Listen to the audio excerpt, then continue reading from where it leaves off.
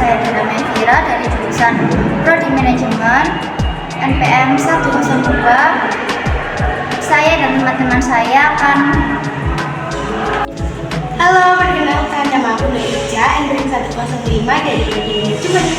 Halo semuanya, perkenalkan nama aku Lisa Fatulima dari Prodi Manajemen NPM 097. Hai semuanya, perkenalkan nama aku Iin Suwarno dari Prodi Manajemen.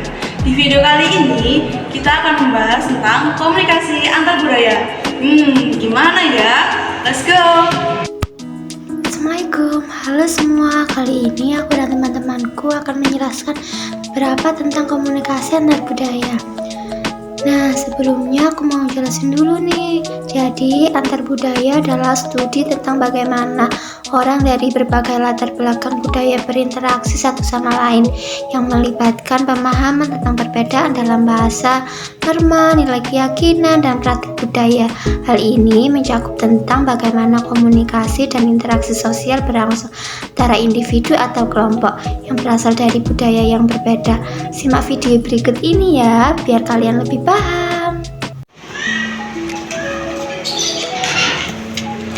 Mana ya rumahnya? Nomor nama sana kali. Mana ya nomor 66? Nanti aja deh teman-temanku. Komunikasi individualisme merujuk pada komunikasi yang menekankan nilai-nilai dan ekspresi pribadi yang menghormati pendirian dan kebebasan individu dalam berkomunikasi. Dalam konteks ini, individu lebih cenderung berbicara dan berinteraksi sesuai dengan pandangan, keinginan, dan nilai-nilai mereka sendiri tanpa terlalu dipengaruhi oleh tekanan sosial maupun kelompok. Kemudian, komunikasi individualisme ini mempromosikan penghargaan terhadap keragaman, pendapat, dan pandangan dalam masyarakat.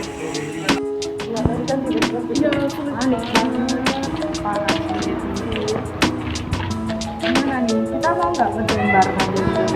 Boleh, nanti kita bergerak yuk. Baru aku mau keluar dulu ya. Dan ada kabarin kita ya.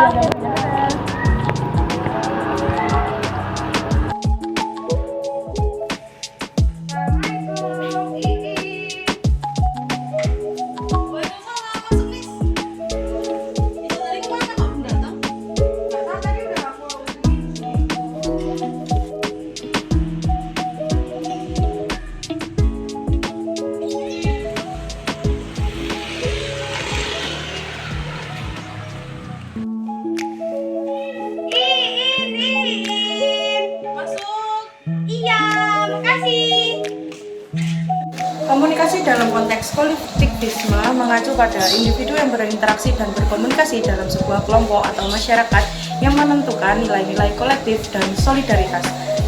Dalam budaya yang mengandung prinsip kolektif, komunikasi cenderung berfokus pada kepentingan bersama, harmoni, dan kolaborasi. Beberapa ciri-ciri komunikasi dalam kolektivisme termasuk: 1. Orientasi kepada kelompok yang artinya mempertimbangkan perasaan dan kebutuhan kelompok. Yang kedua, norma-norma sosial. Komunikasi dalam budaya kolektivisme dipengaruhi oleh norma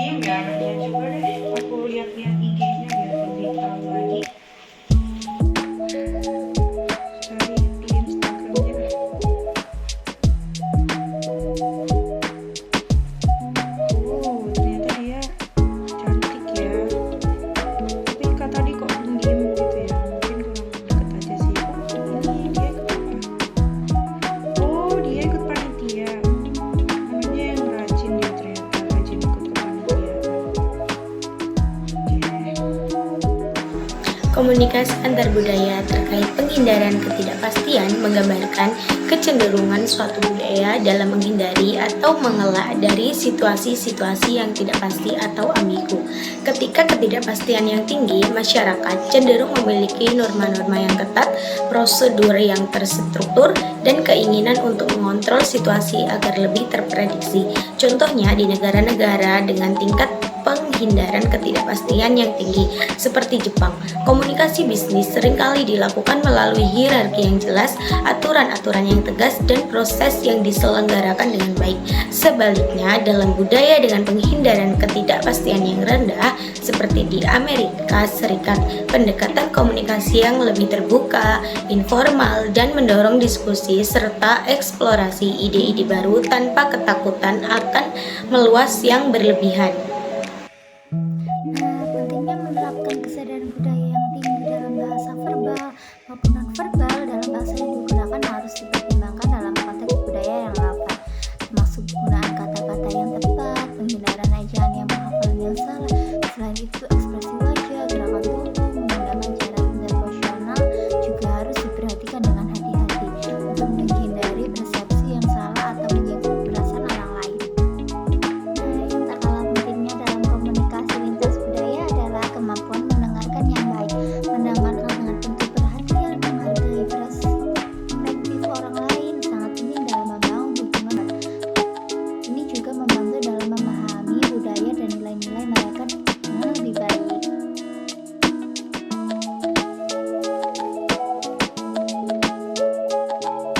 Eye context adalah komunikasi antar budaya yang intens, seperti pada dataran tinggi, melibatkan pertukaran informasi mendalam antara individu dari latar belakang budaya yang berbeda.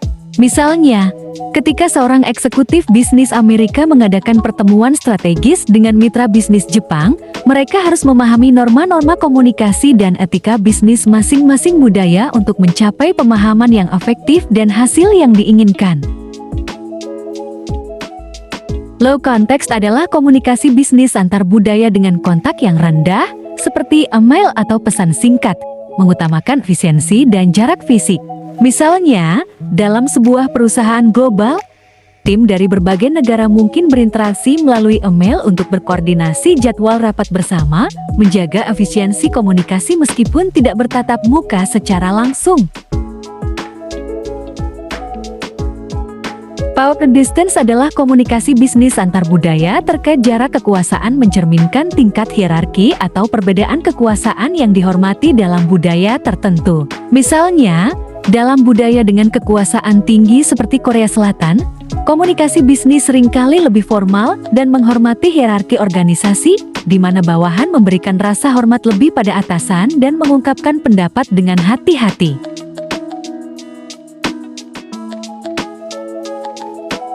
Time orientation adalah komunikasi bisnis antar budaya terkait orientasi waktu mengacu pada bagaimana budaya menghargai dan mengalokasikan waktu. Misalnya, dalam budaya yang berorientasi pada masa depan seperti Amerika Serikat, pertemuan bisnis sering diatur dengan ketat sesuai dengan agenda untuk memaksimalkan efisiensi. Di sisi lain, dalam budaya yang lebih berorientasi pada masa lalu seperti Tiongkok, keputusan bisnis dapat dipengaruhi oleh tradisi dan sejarah yang telah terbentuk selama bertahun-tahun.